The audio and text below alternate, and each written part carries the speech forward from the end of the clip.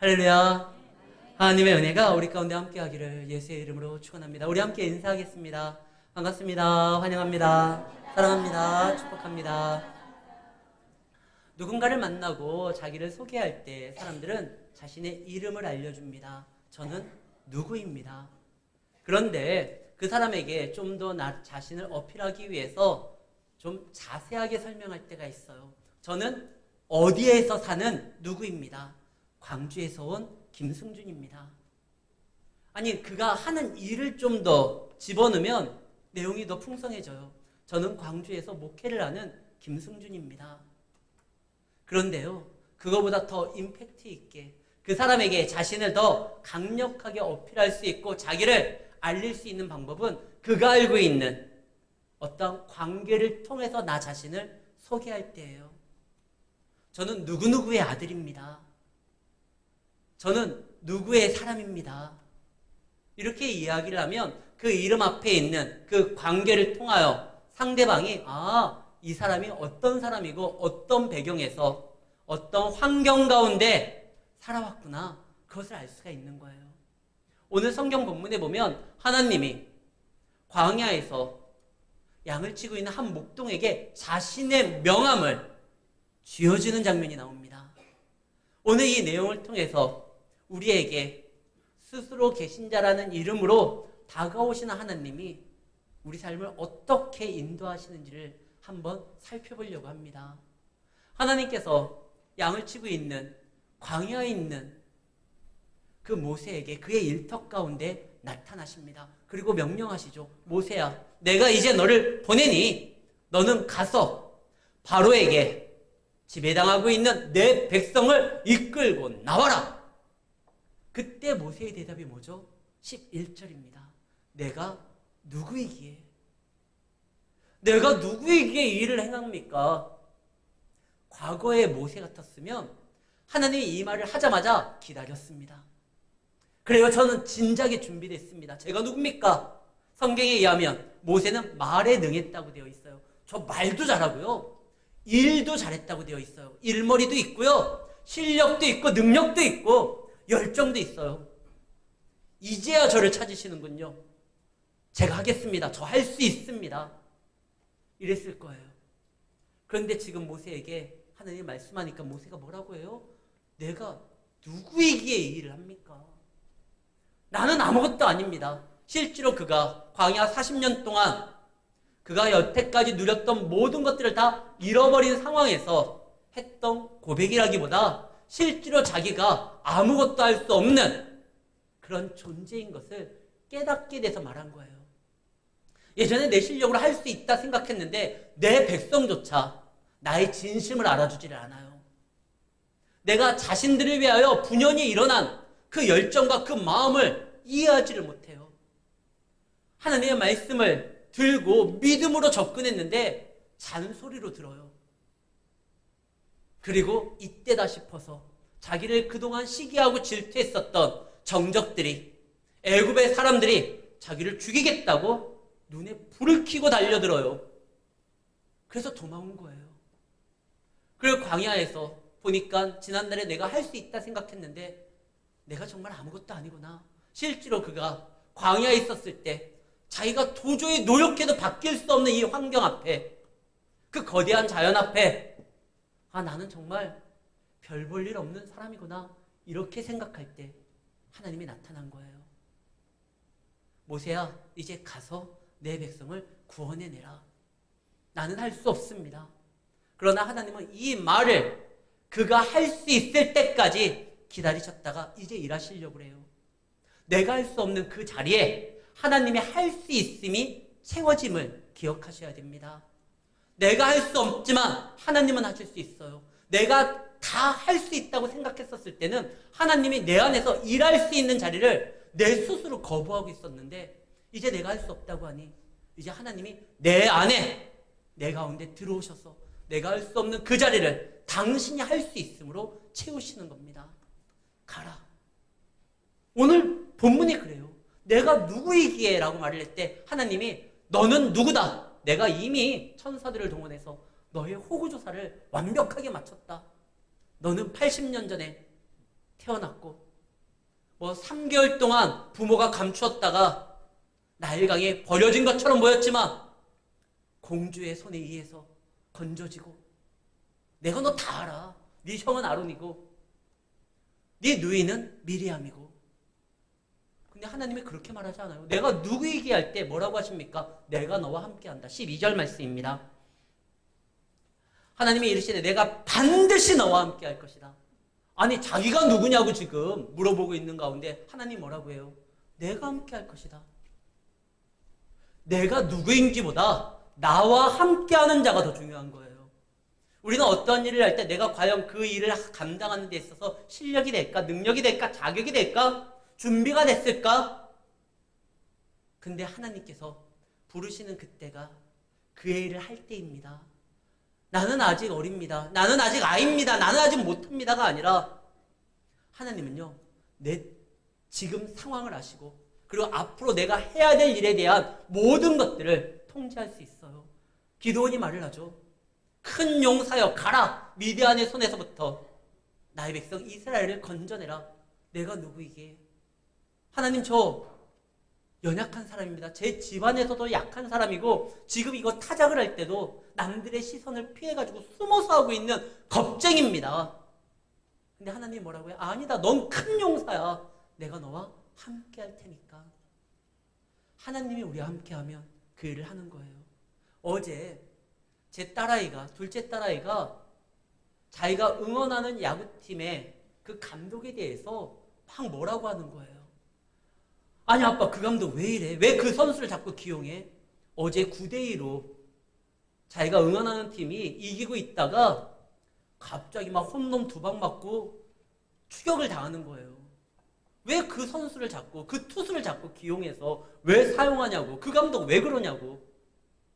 그래서 제가 그랬죠. 우리가 모르는 그 선수에 대한 정보를 감독은 알고 있어. 그래서 우리가 보기에는 좀 위험해 보이지만 그 감독이 알고 있는 그 선수에 대한 정보를 통해서 그를 마운드에 세운 거야. 근데 그게 안 된 것뿐이지. 아니라고. 이해를 못하겠다고. 맞아요. 선수가 명장이라 할지라도 우리 딸아이가 응원하고 있는 그 하나 이글스의 감독은 나름 유명한 감독이에요. 근데 그런 유명한 감독도 선수 기용에 있어서 실패할 때가 있어요. 야구를 보시는 분은 알겠지만 야신이라는 별명을 가진 어느 감독도 있어요. 우승도 많이 했지만 결국 팀에서 쫓겨났어요. 늘 우승하는 거 아니에요.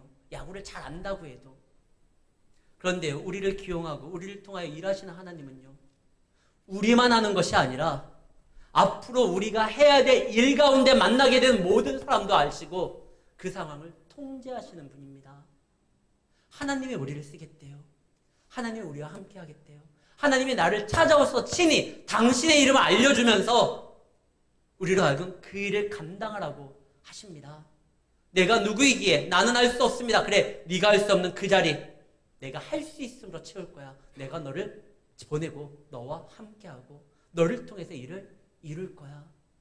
그럼 하는 거예요. 하나님이 부르지도 않았는데 내가 이미 준비됐다고, 내가 이 정도 실력이 된다고, 내가 자격을 갖췄다고 내 열정으로 내 뜨거움으로 하면 어떻게 됩니까? 40년 전 모세와 같이 실패하는 거예요. 목회자로 부름을 받았을 때 그때 꼭 신대원에서 교수들이요 면접을 볼 때 빠지지 않고 하는 질문이 이겁니다. 당신은 하나님이 부르심을 경험했습니까? 소명의식이 있습니까?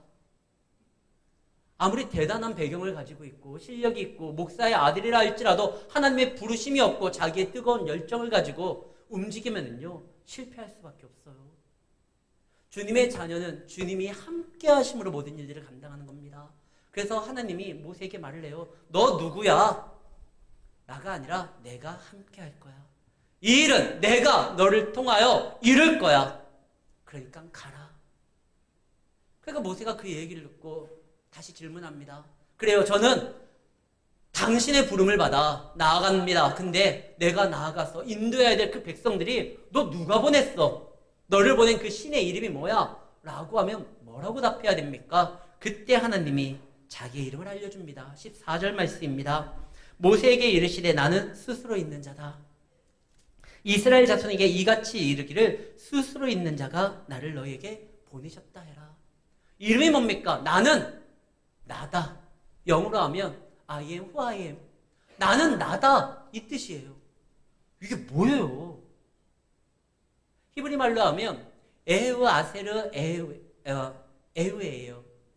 그러니까 나는 스스로 있는 자다. 이것을 70인역 헬라어로 번역한 성경에 보면은 에고 에임이 호온이라는 뜻이에요. 나는 스스로 존재하는 자다라는 거예요. 아니 이름을 알려달라고 했더니 왜 뭐 이상한 말을 하십니까?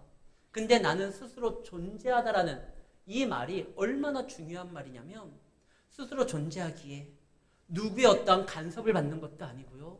누구의 필요와 의도에 따라 만들어진 존재도 아니고 나는 나 스스로 완전하고 완벽하다라는 거예요.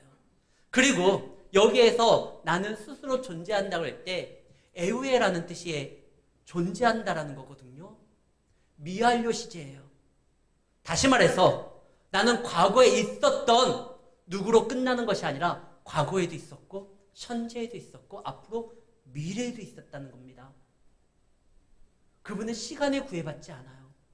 시간이 지나면 환경도 달라지고 상황도 달라지고 만나는 사람도 달라질 수 있고 그러나 여전히 하나님은 늘 그 자리에서 그 위치에서 변함없이 활동하실 수 있다는 거고 또 하나 스스로 계신다라는 그 말의 뜻에는 본인으로 인하여 모든 것들이 만들어졌다라는 거예요.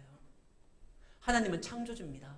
그분을 통해서 모든 것들이 의미를 갖게 되고 모든 것들이 생명을 얻게 되는 거예요. 그래서 하나님을 떠나서 사는 삶은 가장 중요한 생명을 잃어버리는 것이고 자신의 인생의 목적을 잃어버리는 거예요. 근데 우리의 인생의 주인이시고 모든 것을 이루시는 그분이 우리 삶 가운데 들어오셔서 친히 우리 가운데 역사해 주겠다는 것입니다. 에우에 아세르 에우에 내가 스스로 있겠다. 그리고 그 말 뜻은 나는 내 의도대로 모든 존재로서 활동한다는 겁니다. 요한복음 5장 28절에 보면 예수님이 자신에 대해서 이렇게 설명하는 장면이 나와요. 너가 아브라함보다 더 먼저 된 사람이냐? 아브라함 때에 있었던 일을 어떻게 네가 알고 있다고 말을 하느냐? 그때 예수님이 자기에 대해서 말을 해요. 나는 그 아브라함이 나기 전부터 내가 있느니라. 여기에서 내가 있다라는 이 말이 에고 에임이에요. 나는 있었다. 그리고 이것을 통해서 예수님이 자신이 어떠한 존재인지 요한복음에 7번이나 이야기를 합니다. 나는 빛이다. 나는 길이요 생명이다. 나는 부활이다. 나는 양의 문이다. 나는 선한 목자다. 예수님은 우리 가운데 우리의 필요에 따라 얼마든지 그 존재로서 다가오실 수 있는 분이라는 거예요. 어둠 가운데 헤매고 있을 때 빛으로서 오시고 죽음의 앞에 두려움이 있을 때 부활이요 생명으로 오시고 막힌 다물에 인하여 근심하고 있을 때 길 대신 예수님으로 오시고 아까 우리가 불렀던 그 찬양 있잖아요. 96장 예수님은 누구신가? 우는 자의 위로와 아픈 자의 치료로서도 오실 수 있고 얼마든지 당신이 원하시면 그 존재로서 활동하시는 분이라는 거예요. 나는 스스로 있다. 이 이름을 우리는 붙잡아야 돼요. 실제로 이 모세는요. 그 이름을 알게 되었었을 때 어떻게 합니까? 이제 나아가요. 바로 앞에 서요. 자기를 죽이려고 하는 자들 무리 가운데 나아가서 하나님의 말씀을 증거해요. 홍해를 명해서 바다에 길을 내요. 그의 능력이 달라져서요? 아니요. 그가 하나님의 이름을 알게 되어서예요. 나를 통하여 일하실 분이 어떠한 분인지를 알기에 그 이름을 붙들고 그 이름에 붙들려서 이제 모든 일들을 감당하는 것입니다. 사랑하는 성도 여러분, 하나님 우리에게 이름을 주셨어요. 당신의 이름을 밝히셨어요. 그 이름을 주셨던 이유가 뭡니까? 부르라는 거예요. 내 이름을 알려준 이유가 뭡니까? 그 이름을 불러 자기를 찾으라는 거예요. 그 이름을 부를 때 만나주겠다는 거예요. 그 이름을 붙드는 자들을 하나님께서 보호해주겠다는 거예요. 우리는 세상에서 가장 귀한 이름을 알고 있고 그 이름을 주신 분이 그 이름이 불려지기를 원하고 계셔요. 그 이름을 부르십시오. 그것이 우리의 능력입니다. 그 이름을 붙드는 자, 그가 승리할 수 있습니다. 지금 하나님이 모세에게 나는 스스로 있는 자다. 그리고 거기에 대해서 더 깊게 알게 하기 위해서 뭐라고 말씀하십니까? 그들이 알고 있는 자와 자신의 이름을 연결시켜서 소개해요. 나는 아브라함의 하나님, 이삭의 하나님, 야곱의 하나님이다.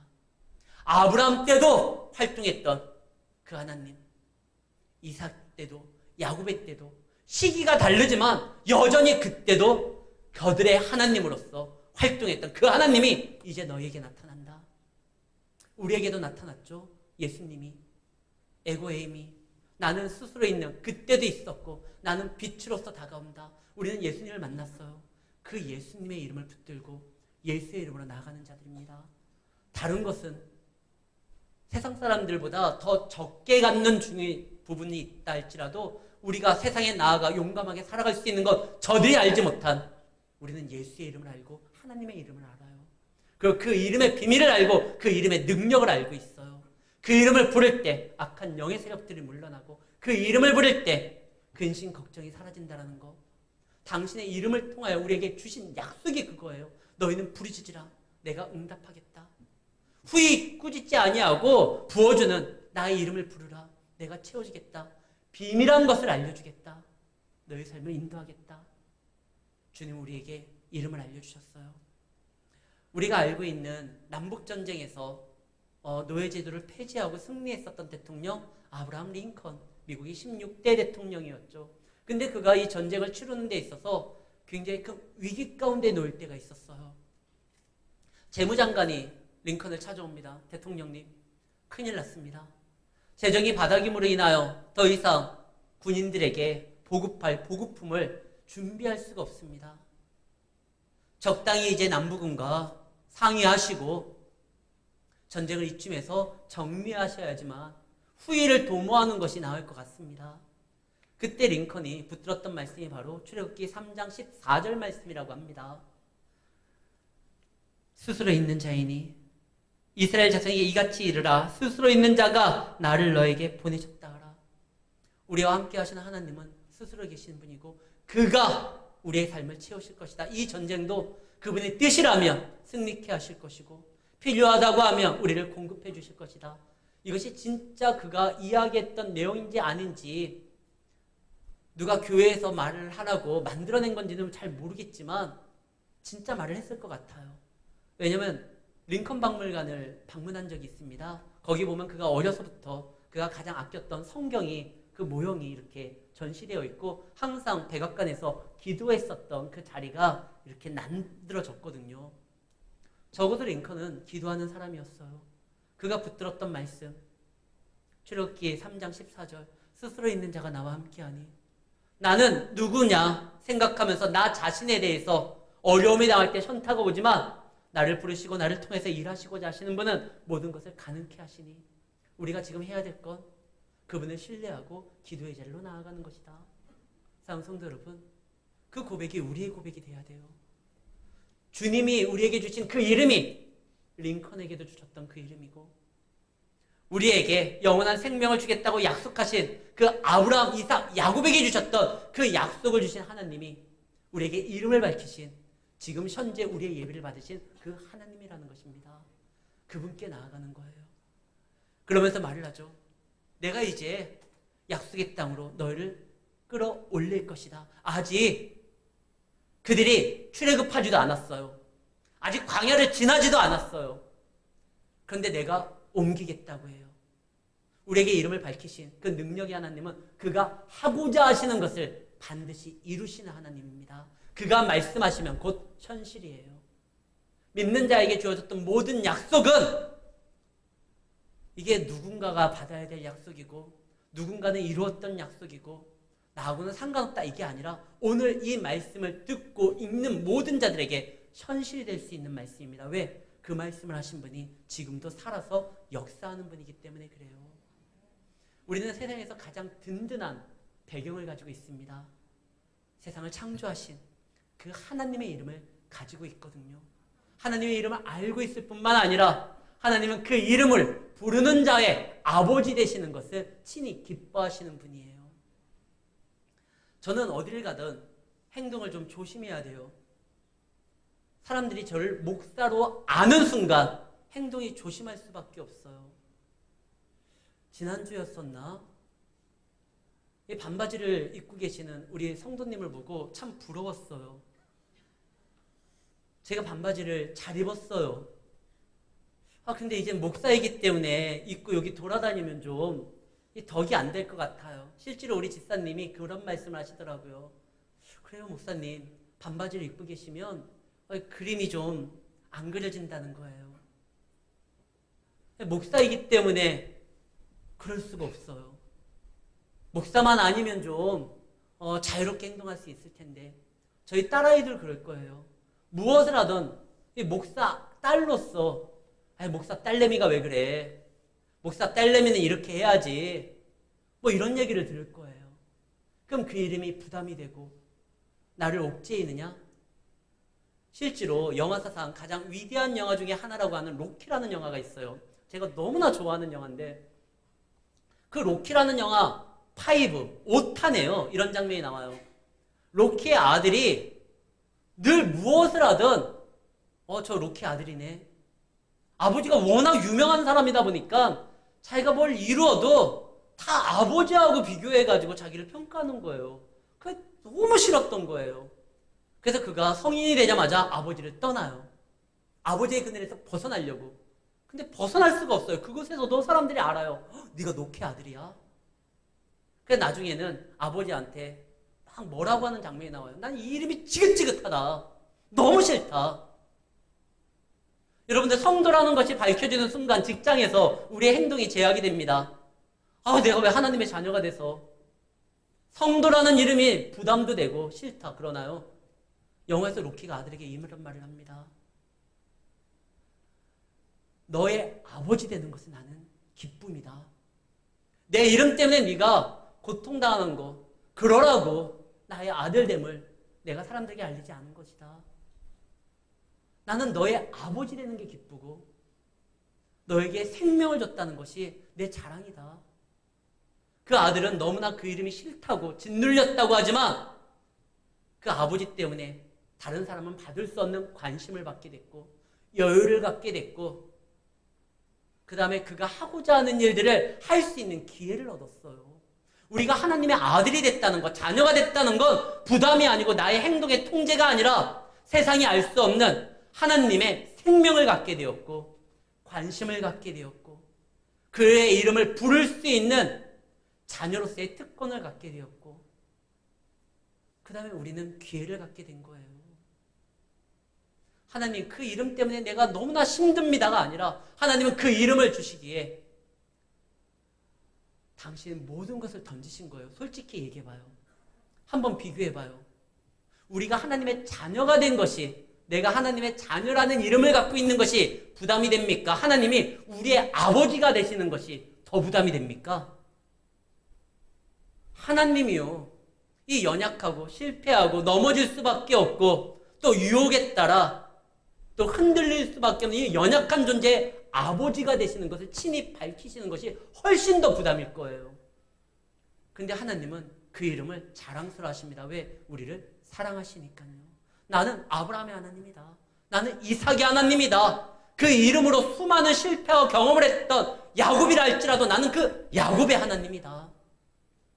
나는 그들의 하나님이 됨을 부끄럽지 않다. 나는 그들을 사랑하고 그들을 위하여 모든 것을 던질 각오가 되어 있고 실제로 그렇게 일하고 있다. 하나님은 우리의 아버지 되심을 부끄러워하지 않습니다. 우리의 아버지 되심을 자랑스러워 하십니다. 그러면서 말씀하시 뭐예요?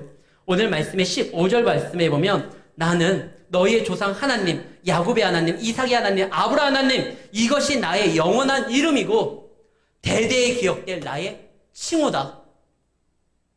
우리의 아버지 되심을 스스로 밝히시고 그것을 자랑스러워하시고 이것이 영원히 나의 이름으로 기억될 것이고 불려질 것이다 라고 말을 합니다. 하나님이 자랑스러워한 우리예요.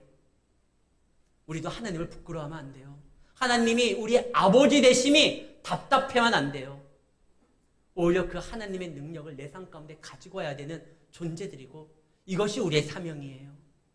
내가 믿는 자이기 때문에 손해볼 수가 있고 내가 믿는 자이기 때문에 아플 수 있어요. 그러나 내가 믿는 자이기 때문에 그 모든 일들을 하나님의 도움으로 이룰 수가 있다는 것이에요. 이제 그들이 하나님 안에서 주님의 자녀가 되기로 결단할 때 하나님이 뭐라고 합니까? 너희들이 애굽에서 나올 때 그냥 나오는 것이 아니라 애굽의 은과 금과 폐물을 가지고 너희 자녀들 꾸미고 나올 것이다. 왜? 하나님이 부르시는 그 자리는 부끄러운 야반도주의 자리가 아니라 위대한 여정의 시작이에요. 그리고 그동안 그들이 그곳에서 실패자가 아니라 승리자로서 전승자로서 나올 수 있도록 하나님이 너희가 그들의 것을 취할 것이다. 하나님의 자녀가 되면은요, 하나님께서 우리의 모든 눈물만을 닦아주시고 몇 마디 위로하시는 것으로서 그치는 것이 아니라 실제로 우리의 삶에서 그분의 영광됨을 채워주시고 우리가 이 땅에서 살아가는데 필요한 것들을 주님께서 길을 여심으로 인도해 주시겠다는 것입니다. 그러면서 이 말씀을 하셔요. 너희들의 장로에게 말을 해라. 아니 지금 이 일을 하는데 하나님이면 충분해요. 아니 100번 양보해서 그 말을 전할 모세 하나면 충분해요. 근데 왜 또 장로들에게 이야기를 합니까? 왜 이스라엘 백성들에게 말하게 만들죠? 하나님이 원하시는 바는 공동체를 형성하는 거예요. 지금 하나님이 출애굽하는 이유가 뭐예요? 근심과 고통과 아픔 가운데 있는 그들을 탈출시키는 것이 최종 목적이 아니에요. 그들을 통해요. 하나님이 약속한 땅에서 하나님의 나라를 세우려고 하는 거예요. 하나님의 공동체를 만들려고 하는 것이 하나님의 목적이에요. 그래서 장로들에게 말을 하고 백성들이 그것을 알아듣게 만들어라. 그런데 못 알아듣는 사람이 있을 것이다. 바로입니다. 애굽 이집트 왕 바로는 못 알아듣고 너희를 보내지 않을 것이다.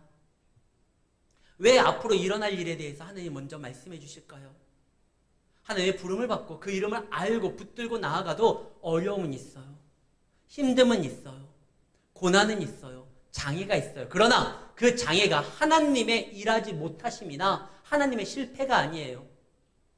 하나님이 그럴 거라는 것을 미리 알려줘요. 바로의 방해도 하나님의 계획 안에서 이루어질 거예요. 그러나 그가 방해했다고 해서 멈추는 것이 아니라 더 큰 하나님의 기적을 알게 하는 무대가 될 것이다. 내가 기적과 이적을 통하여 그의 손을 들게 만들 것이다. 사랑하는 성도 여러분, 우리가 이 땅에 살아가 하나님의 말씀으로 자녀로 그 이름을 붙들고 나아가도 어려움이 있습니다. 그러나 당황하지 마십시오. 그 어려움도 하나님이 아셔요. 그리고 그 어려움을 아시는 주님께서 어떻게 이길 길을, 피할 길을, 감당할 길을 하나님께서 또한 우리에게 알려주십니다. 모세야, 걱정하지 마. 막을 거야. 그러나 내가 큰 이적과 기적을 더 보임으로 인하여 그가 손을 들고 너희를 보내게 될 거야. 모든 믿음의 선조들은 하나님 앞에 부름을 받았지만 늘 꽃길만을 걷지 않았습니다. 그 길 가운데 어려움이 있었습니다. 그러나 그 어려움이 하나님의 위대하심을 다시 한번 경험하게 됩니다. 하나님은 우리의 어려움을 해결하는 존재로 끝나는 것이 아니라 그 과정을 통하여 하나님을 더욱더 붙들므로 인하여 하나님을 알아가고 하나님을 더욱더 나의 구주로 모시고 하나님처럼 성장하도록 만들 수 있도록 인도하신다는 거예요. 사랑하는 성도 여러분, 그 이름을 붙드는 자는 반드시 하나님의 뜻을 이룰 수밖에 없습니다. 우리가 놓치는 거, 주의 이름을 부르는 걸 놓치면 안 돼요. 지금 어떠한 상황 가운데 있습니까? 바로의 압제를 통해서, 경제적인 압박을 통해서, 아니면 관계의 어려움을 통해서 힘들고 그리고 지치고 있는 가운데 있습니까? 주님이 찾아오셔서 우리에게 명함을 지어주십니다. 나는 너를 사랑하기에 너가 원하는 그러한 존재가 친히 되어줘서 너의 삶의 길이 될 거야. 너의 삶의 빛이 될 거야. 너의 삶의 생명이 될 거야. 내 이름을 불러라. 나를 찾아라. 그리고 나를 만나라. 나와 함께 이 일을 감당하자. 우리가 주님의 이름을 알아야 되는 이유는 아직 우리의 삶에 주님이 필요하기 때문에 그래요. 나는 알 수 없지만 나와 함께 하시는 분이 나를 통하여 이 일을 감당하신다는 사실을 기억하시고 이번 한 주도 주의 이름을 붙들고 그리고 오히려 그 주의 이름에 붙들린 삶으로서 여러분들 성도로서 살아감으로 승리하시는 한 주가 되시기를 예수의 이름으로 축원합니다.